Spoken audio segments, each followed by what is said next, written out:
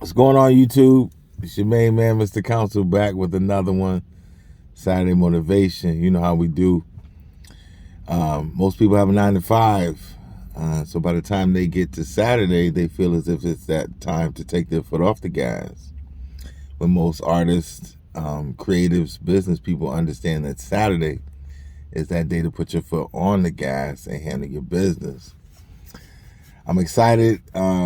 It's another Saturday. I feel good on Saturdays. That's why I decided to do this. It's a gloomy Saturday, but we don't allow the weather to control our energy over here. No matter what, we try to stay focused. We try to stay energized and try to stay goal-oriented.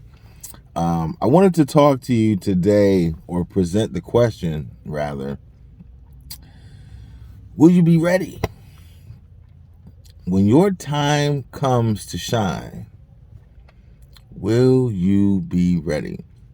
I'm asking this because most of us that are trying to reach for a goal or a dream, regardless to what it is, whether it's entertainment, intellectual studies, whatever it is, we always say that we want to do this and we want to do that. But then when we actually get what we want, oftentimes we fumble it or we mess it up because we weren't ready. And so what we don't understand is that the universe is watching out for us for the most part. If you're a God-fearing person, I know that's the case. But the universe is watching out for us in a way that we can't see or even understand.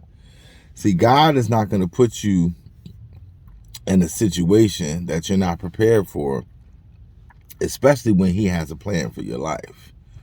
You have to understand that. And so when you get frustrated because you're not where you are, you really have to take a step back and say, am I really ready for what I'm asking for? And oftentimes, I'm not sure if I am. I've been working a long time to be prepared. I know if certain opportunities come my way, I would pounce on them and be ready. But I'm not sure if I'm fully ready for everything that I've been asking for. And that's what God has been doing and working on in me. I work real hard every day. I try to push myself to the limit. I'm on a couple journeys as far as my journey to music, my journey to weight loss. And those journeys get frustrating because oftentimes you don't always see the results that you want to see. But you have to understand that we have to find joy in the journey. You have to find joy in the journey, enjoying the process. And that's really what I've learned over this time. But I always said, because my goal for a long time was to become a school principal. I teach school and I wanted to become a school principal. But I always said to myself, I wanted to be an assistant before I became an actual principal, because I never wanted to take a job that I wasn't ready for. Because even though you get the job and you might get that money temporarily, you kind of look like a fool if you're really not prepared to step in the shoes of what you're asking for. And so I always was that type of person. I want to be prepared for whatever I'm seeking out. I want to be over prepared. So when the time comes, I can perform at an excellent rate. See, when you hear the name Mr. Council, I want it to be synonymous with excellence. I don't care what anybody thinks about that. I just want people to understand that if you don't like me, you don't like me, but you will respect me. That's all I understand. And that's all I've ever thought about myself. So all this time, the reason why it's taken so long for me to get to where I'm supposed to get to is because I truly am not ready, but I am preparing. And when God knows that I'm ready to step into those shoes, He's going to put me in the place where He needs me to be. You didn't hear that.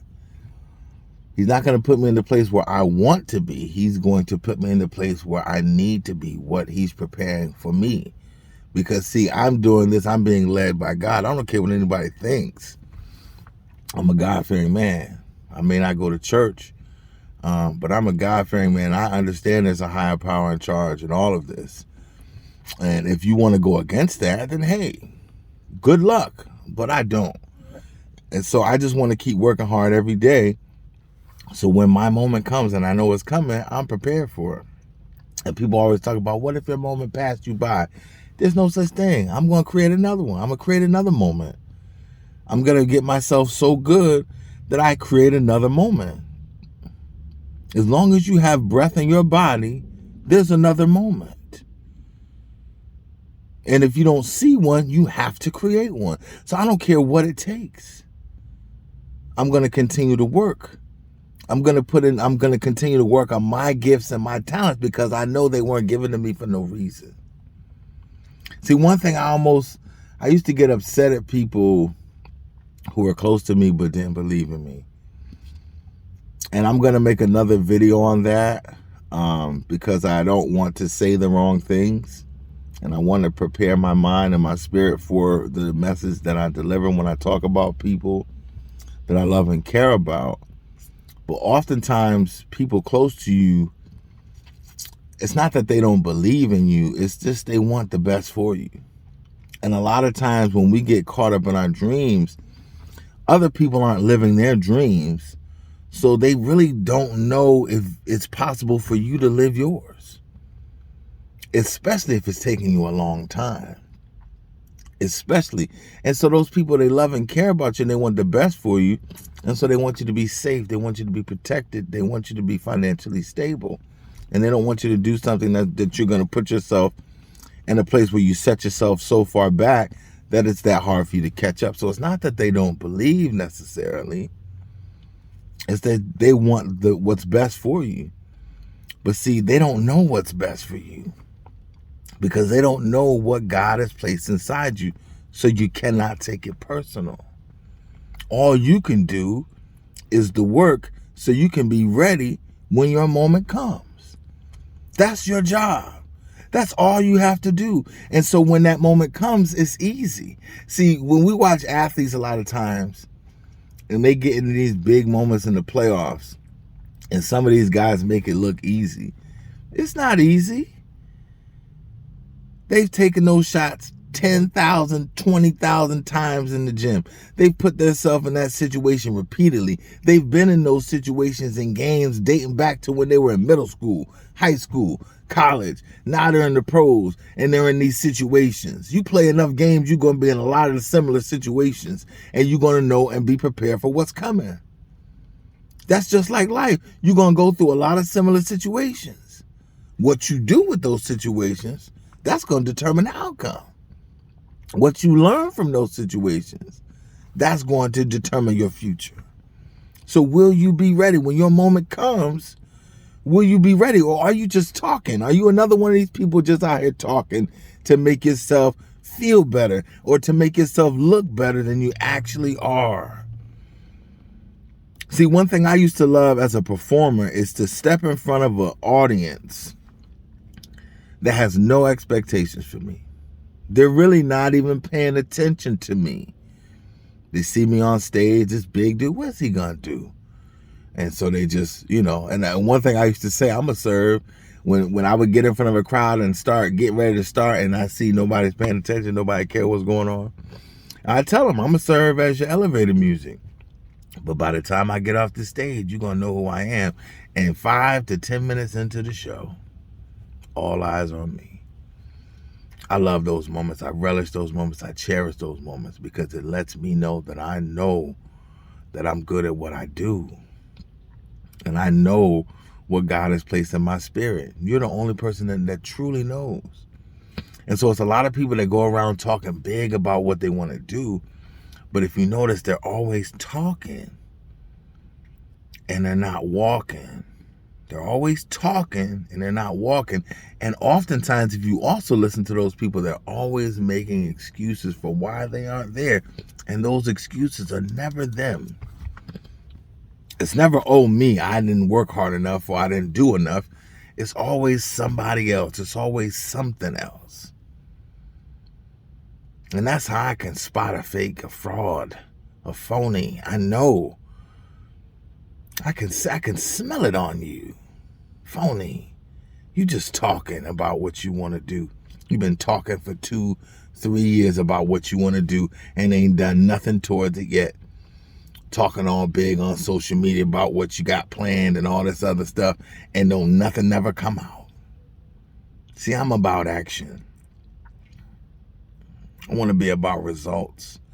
I want to be a living example of hard work and perseverance. So when you want to run with somebody like me, you better be prepared. See, I'm already 4. I wrote, when I went away to Charlotte, I wrote 2 songs on the way down, 2 songs on the way back. My next album is half written already. Better Man Chronicles 2, all I'm doing is waiting to get back in the studio to start cranking some more of these hits out. Because, see, y'all going to understand, I will not stop. The name Mr. Council will be synonymous with music, synonymous with excellence, perseverance, hard work.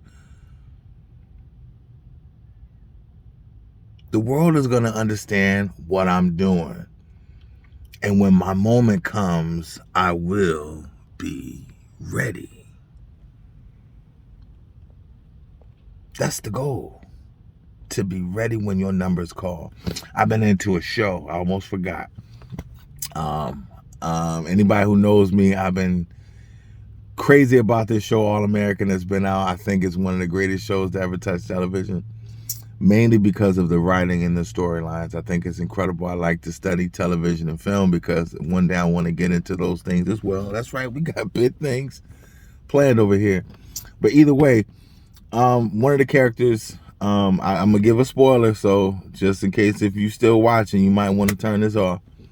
But one of the characters named Asher got in trouble on the football team because he was taking some steroids. He was trying to cheat to cut his way, to get his way to be better than the other teammate, Spencer. He wanted to do anything he could, cutting corners to be better. He got caught. And so then the next season, once the coach left and he got a new female coach, she wouldn't let him play. Even though his suspension was lifted from the school, she wouldn't let him play. And the reason why she was doing that is because she wanted to see the character of the man. She wanted to see, if you're on the sidelines, are you paying attention? When we're in the room studying film, are you paying attention? When your number is called, will you be ready? And he wasn't. But the fact that she held him off the field and made him get to a point where when I'm on the sideline, I'm paying attention. When I'm in the film room, I'm paying attention, and I know who's supposed to be where and when, because really I'm one of the best minds on the team. I'm just not using that mind, and she could see that in him.